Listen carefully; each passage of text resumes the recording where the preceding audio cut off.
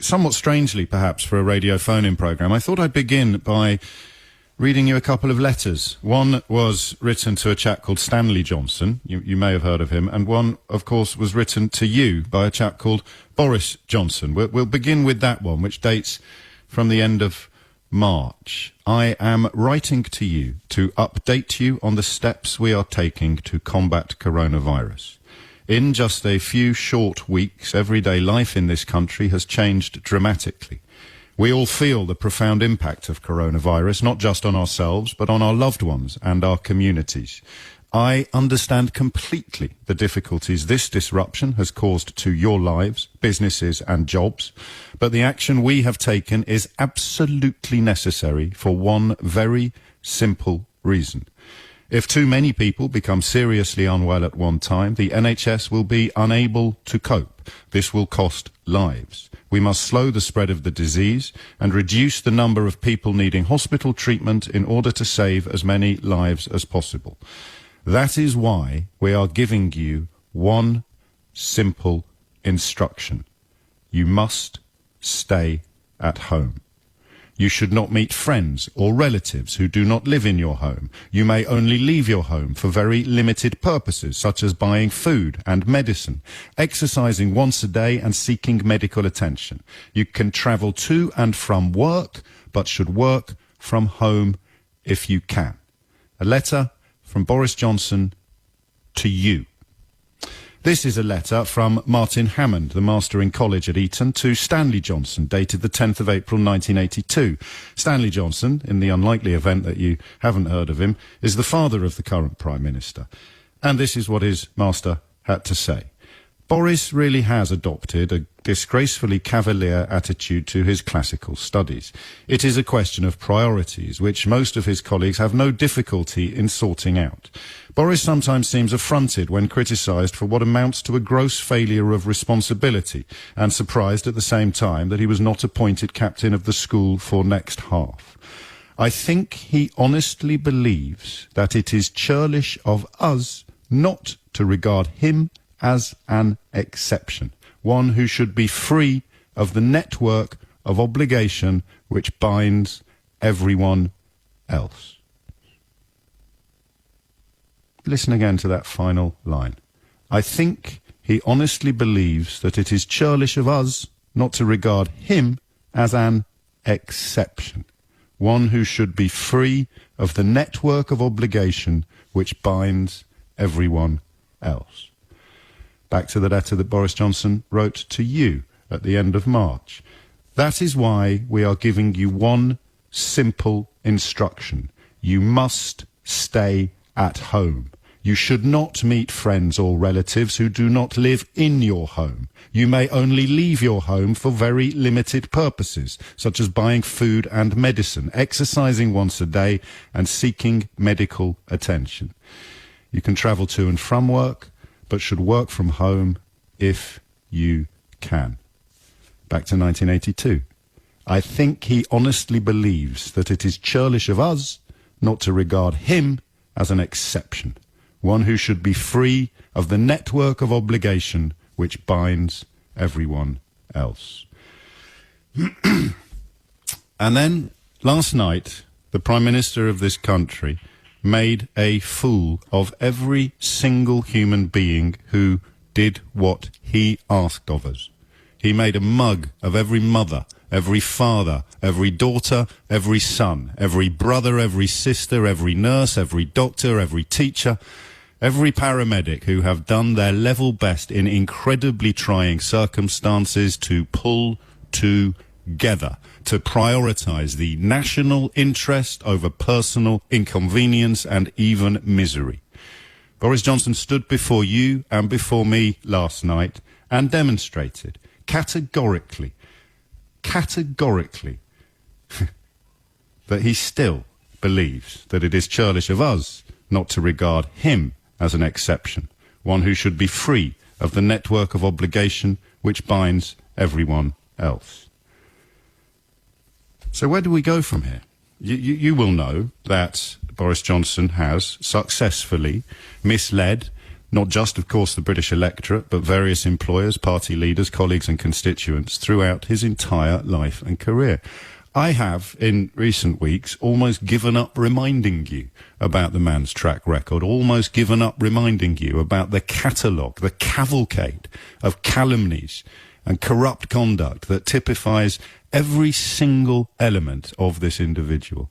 And today, you might have expected me to be engaging in an almighty I told you so, after my friend Majid Nawaz very, very graciously allowed me to step back into the seat today when I was due to be on holiday. You might have thought I was coming here to, I don't know, sound the trumpets of self-congratulation.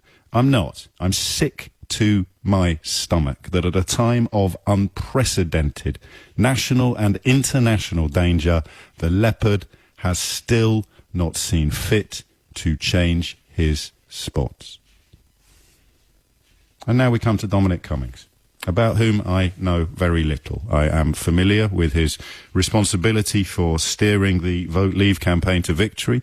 Contingent, of course, he believes, upon that massive lie about the NHS that was put upon the side of the bus. But that battle is over. Brexit is done and dusted. It is finished. I mean, the detail is still to be thrashed out, but the idea that we will not be leaving the European Union has been toast since the end of January. So we can park that completely. The interest now of any patriot, anybody remotely concerned about their neighbours, about their families, about their friends, about their community, about their country, the priority now is to ask why. Why?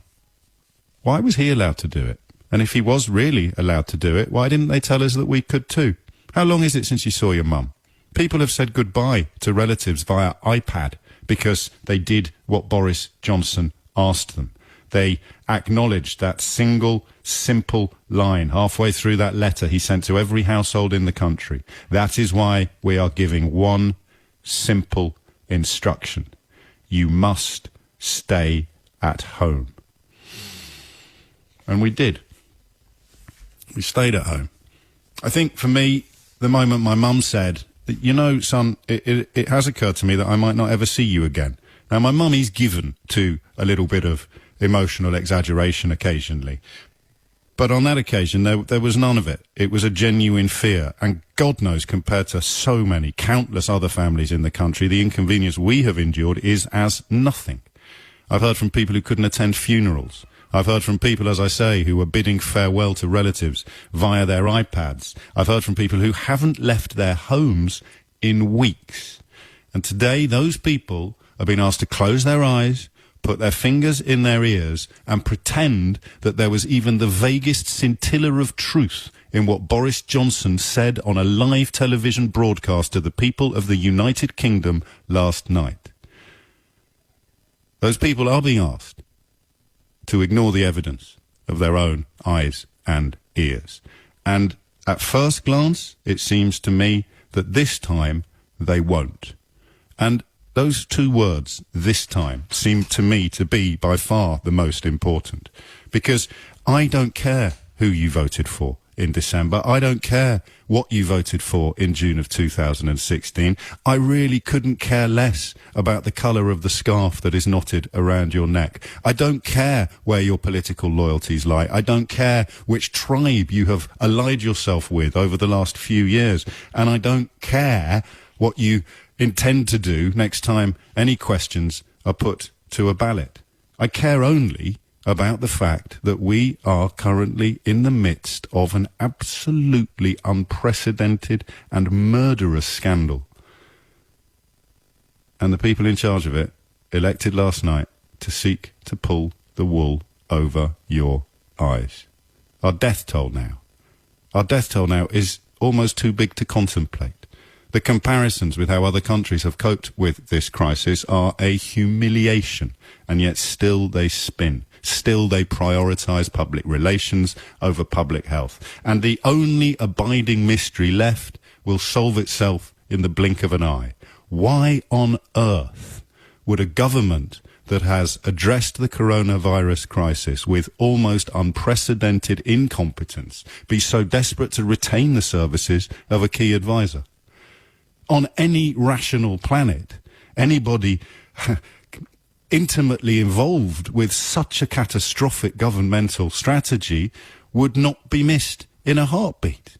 In any rational universe, they would not be sorry to see go a man widely regarded as the most powerful person in Downing Street. So why, when the UK government's response to coronavirus has been so catastrophic, the carnage in our care homes, the death toll up and down these islands, why would they be so desperate to keep a man in place who presided over it? Well, the answer is simple. Because his skill set, his gifts, his talent are for manipulating the public, for persuading them to do things that are against their own interests, to convince them to ignore the evidence of their own eyes and ears. I don't know if it will work this time, but I know that it worked last time, and I know that it worked the time before, and that's why I'm forgetting about those events, I'm forgetting about those elections, I'm forgetting about those referendums. You were given one simple instruction. Don't take my word for it, take Boris Johnson's. That is why we are giving one simple instruction. You must stay at home. Unless you're Dominic Cummings.